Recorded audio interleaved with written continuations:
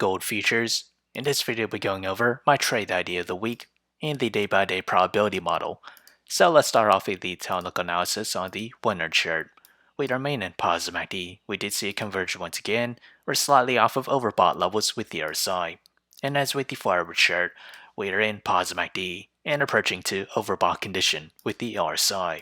And as with the daily chart, we remain in positive MACD and seeing signs of a converge.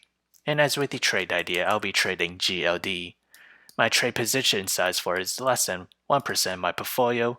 My long entry is at $178.65, and that is its range here. My sell target is at $184.85. My stop loss is at $176.22. However, if I were to open a short position, my entry is at $186.09. My sell target is at $181.13, and my stop loss is at $188.62.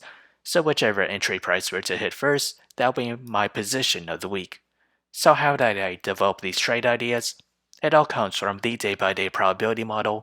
As we progress to the 5th day or week of trading, gold features as a 56% chance to climb between 0 to 2%, 11% chance to climb between 2 to 4%, and to the downside, a 33% chance to fall between 0 to negative 2%.